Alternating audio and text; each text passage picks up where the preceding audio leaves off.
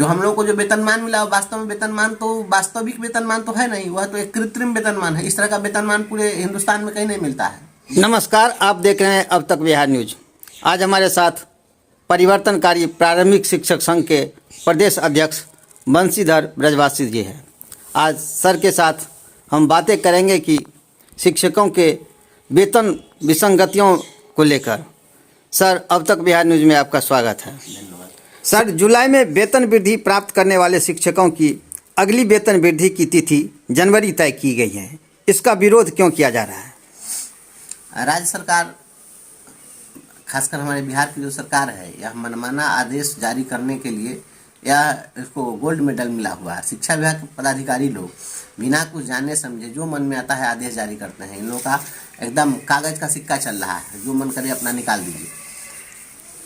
वेतनमान में इन लोगों ने कहा कि जब हम लोग आंदोलन चलाए, हड़ताल हुआ, तो कहा कि हम 1 अप्रैल 2021 से आपको हम 15% वेतन वृद्धि का लाभ देंगे। 15% वेतन वृद्धि से संबंधित जो पत्र निकला है विभाग के द्वारा, उस पत्र में स्पष्ट उन्होंने लिखा है कि वेतन संरचना में सुधार के दृष्टि से यह 15% की वृद्धि की गई है। ये वेतन संरचना में सुधार कर रहे हैं।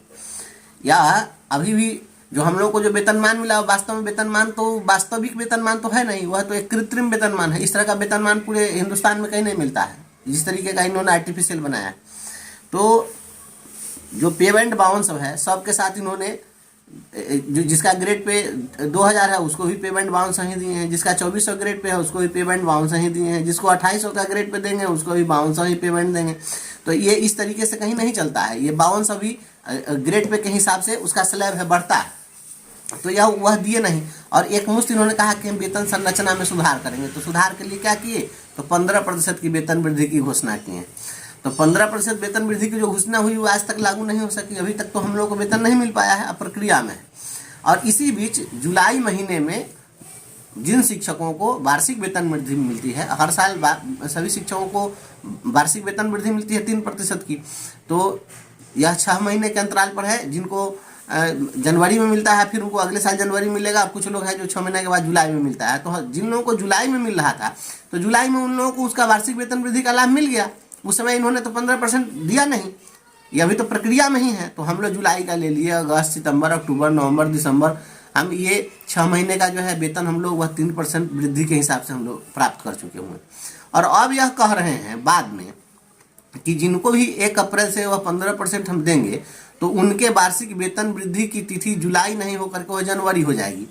तब तो ये जो जुलाई में वेतन प्राप्त कर लिए हुए हैं 3% वृद्धि वाला, तो वह 3% वृद्धि वाला ही कैलकुलेट नहीं करेंगे, उसमें तो घटा देंगे। हमको 15% वेतन वृद्धि का लाभ कहाँ मिला? हमको तो 12% का ही लाभ मिला। तो शिक्षक इसी का विरोध कर रहे हैं कि आप कैसे उसको कर रहे हैं।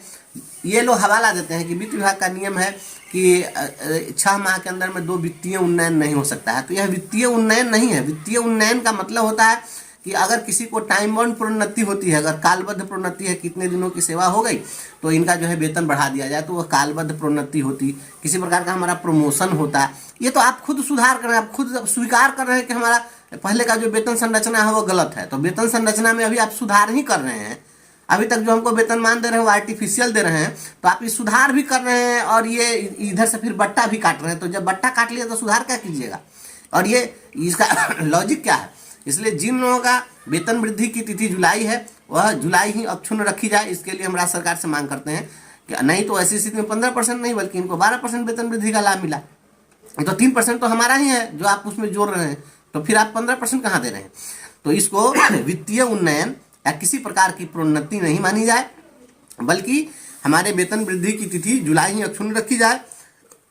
साथ ही ये वेतन संरचना में सुधार करने से कुछ नहीं होने वाला है। ये आप हमको वेतनमान का पूर्ण स्वरूप हमको दीजिए। ये वेतनमान काट छांट करके दिखावे का वेतनमान, ये हवा मिठाई मत खिलाइए शिक्षकों को। शिक्षकों को आप ठग रहे हैं। ये इसी तरह से सुधार करते करते शिक्षकों का जीवन बर्बाद आप कर दिए। ये सुधार नहीं हो रहा, शिक्षकों का जीवन बर्बाद कर दिए।